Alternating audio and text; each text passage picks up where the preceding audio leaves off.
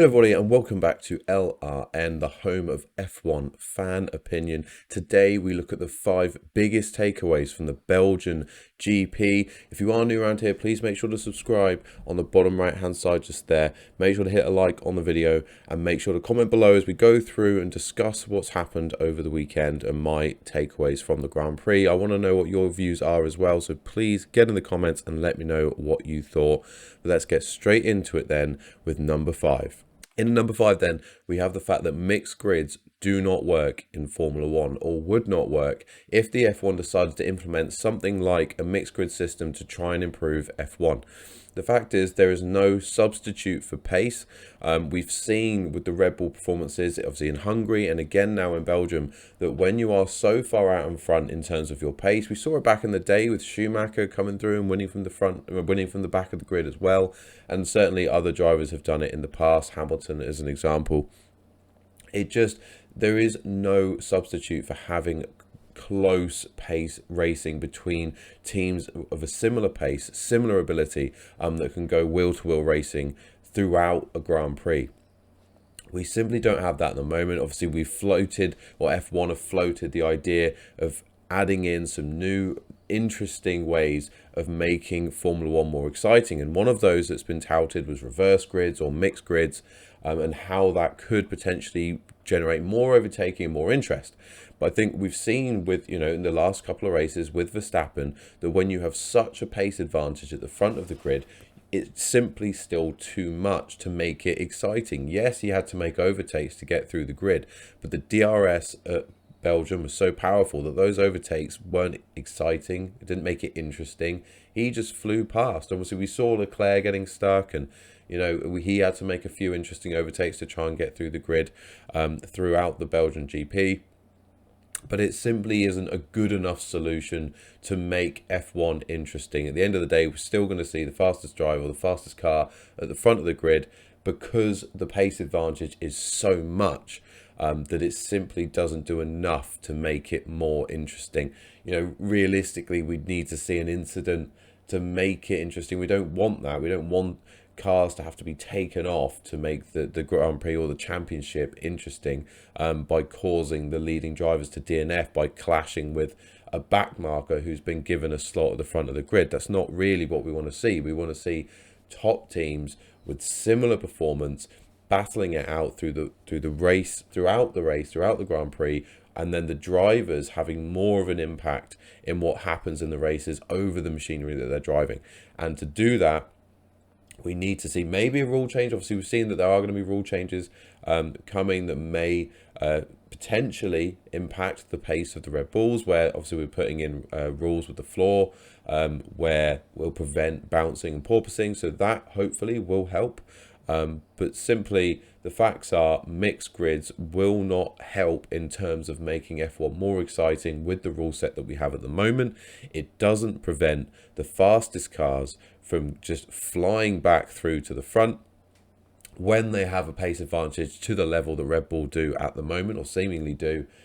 So we definitely need a different sort of solution if F1 were still considering doing something like that in the future to try and improve things and improve overtaking.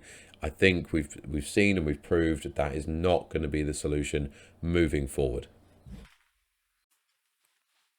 So in at number 4 then, we have the fact that the DRS is too powerful in the F1 and a potential solution maybe for making it more interesting in the future.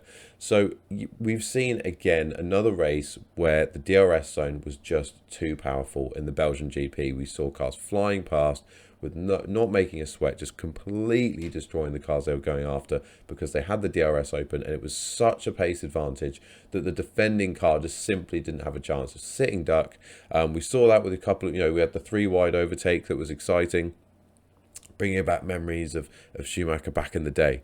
But the fact is that overall, the DRS is too powerful. And I think actually we can make a simple change that would make it really interesting in the future and make DRS a bit more tactical from the point of view of the drivers, the fans, and the teams. And I think that would be to minimize the number of times in a Grand Prix that you can use the DRS system.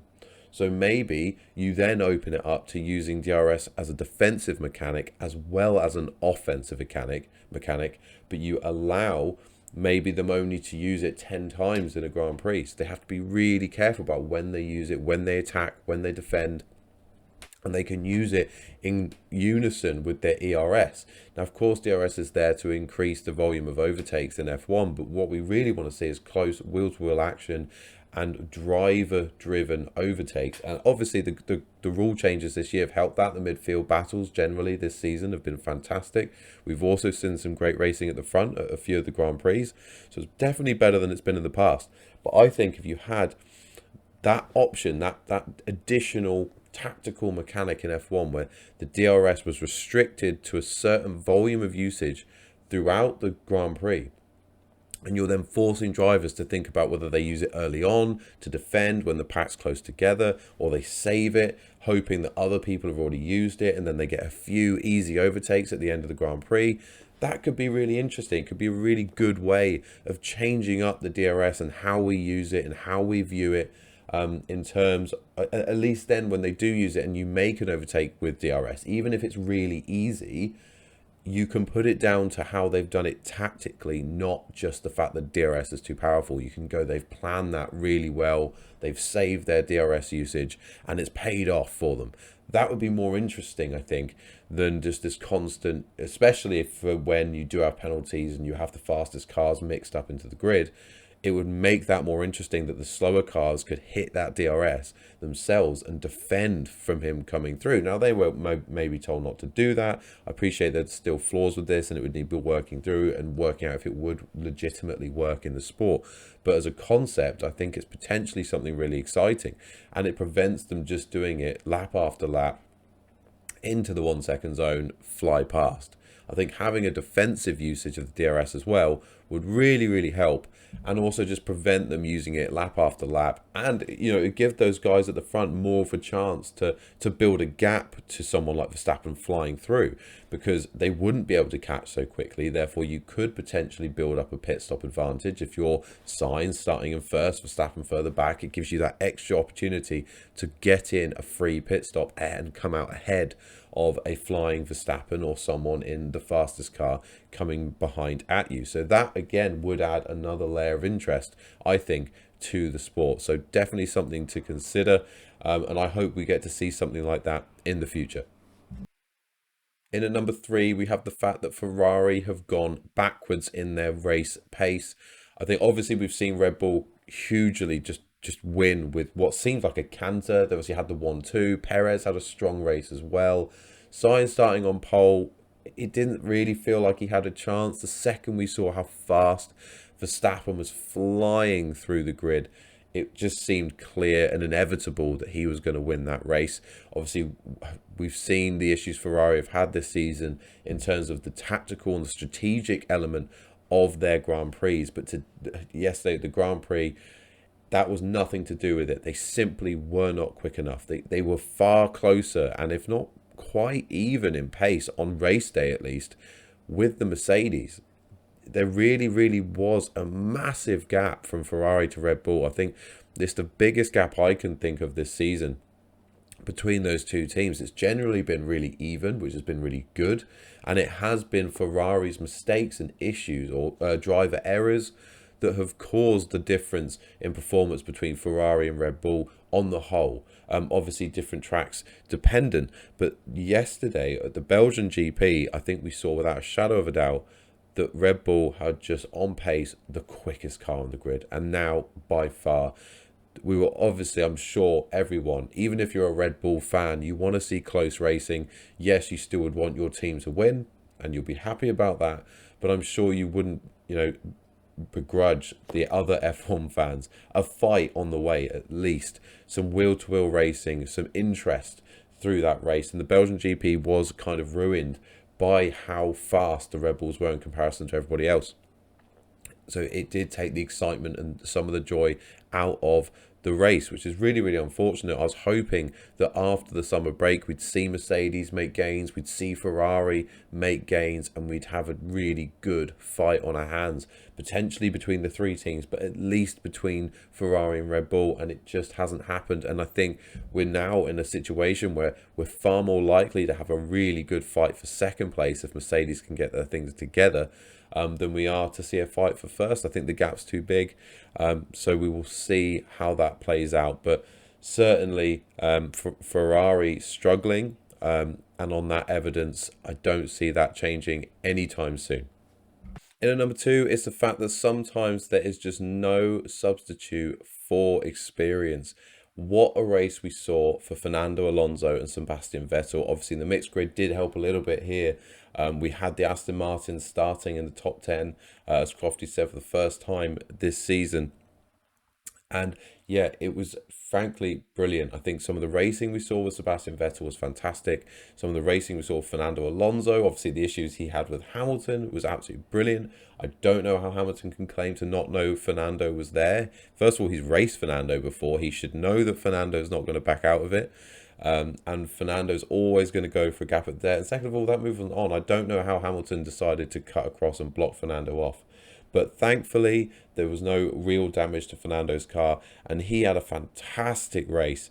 And to come home in fifth, with Vettel coming back in eighth, was a fantastic result and a great way to come out of the summer break, to see those experienced heads. Obviously for Vettel as well, it's his final season, so for him it's an absolutely fantastic result to get back in the points. Again, Stroll not in the points, Vettel in the points, so that's another, again, example that experience really does matter in F1. You can't just be quicker because you're younger. Alonso, again, finishing ahead of Ocon, again closing that gap a bit in terms of the points advantage Ocon has over Alonso. So really, really good to see. I think we all know how fast Alonso was on his day, and we all know how fast that Vettel's been on his day in the past, and of course the mixed grid helped, but I think it was fantastic to see those experienced heads do so well, to be fighting so well, and to some of the overtakes that we had. It was just really good to see. And I hope we get to see more of that over the coming races as we close out this season and the final season of Sebastian Vettel's career. Really, really good to see him up in the points and having fun in that midfield and not being stuck at the back. So that was absolutely brilliant. So long may that continue this season, and let's hope to see more of those former champions and such good ambassadors for the sport of F1 having some exciting races, getting in the points and having some fun before the end of the season later this year. And finally then, in at number one, the title race is done. We've seen the speed of the Red Bull. We've seen the issues that Ferrari have constantly. We've already said it this season, but there's always been that if they can just string a few results together, if they can just get, if Ferrari can overcome them, if we could have a DNF or something happen for Red Bull. But they just seem bulletproof now. The points gap is ridiculous. You've got Perez in second in the championship, and we all know he's not going to catch Verstappen. We are done. If we are going to have any excitement this year, it's going to be second and third. It's going to be the midfield battle. Obviously, we've seen McLaren go from fourth, and now they look like they're going to struggle to finish in the top 10. Alpine are flying again, at least in Belgium, so we'll see how that changes depending on the track layout, because that has changed a lot through the season, how those midfield teams perform depending on the track. However, the title races are done. Verstappen will be the Drivers' Championship this year. Obviously, mathematically, there's still time for that to change, but I don't think anyone can question it now. Red Bull look bulletproof. Their powertrain looks great, and even if they get a penalty, they're still going to win. So what chance does anyone else have if they're starting near the back of the grid and winning at a canter? It was a brilliant race for Red Bull, but there's no question that comes down to the speed of their car, and I cannot see that changing through the season. I cannot see any teams bringing enough upgrades quickly enough to overcome the points advantage that Red Bull now have. So it was fun while it lasted at the beginning of the season when we saw the race between Red Bull and Ferrari. I think we need to accept that that's done, unless an absolute miracle happens and just engines start blowing up left, right and centre, but that needs to be during the race, because it's not good enough for it to happen in qualifying, because they'll still win or be there or thereabouts, and the points advantage that Ferrari gained from that, if they were to, wouldn't be enough to overcome the points deficit that they have. So we definitely either need a miracle in terms of reliability issues during races for Red Bull, or we just need Ferrari to have some mad upgrades that completely change the pace of their car, because without that, the title race is done. So congratulations to Max Verstappen, because you are essentially an honorary two-time F1 World Drivers' Champion, and congratulations to Red Bull, because unless, again, something miraculous happens, you will finally be, again, the Constructors' Champion in F1. So well done to the Red Bull team. Disappointing for the F1 fans. We all wanted to see Mercedes, Ferrari, McLaren, I don't care who it is, Alpine, Williams, chuck them all in, challenging for that title till the end of the season. I don't care who wins it, but we needed to see a fight that went the distance of the season, and unfortunately we're not going to get that this year. Maybe next year we will. Mercedes will come back stronger, hopefully Ferrari come back stronger, but as far as I'm concerned, we need to now look below the Red Bull. Let's look at the fight between Ferrari and Mercedes, what Mercedes can do to catch them for the rest of the season. Let's look at that midfield battle for fourth. I think that could be really exciting, and that will go the length of the season. And let's have a look at the fight at the bottom as well. Who's going to manage to come through and avoid finishing at the bottom of the F1 Constructors' Championship? But we will see. But certainly, I think for now, we are done in terms of the F1 Constructors and Drivers' Championships for the season. But let me know in the comments below what you think. Do you think we're done? Do you think there's still a chance for Ferrari or even maybe Mercedes to come back and overcome that points advantage to Red Bull? I'll be surprised if you do, but make sure to let me know in the comments below. Otherwise, just going to thank you so much for watching today.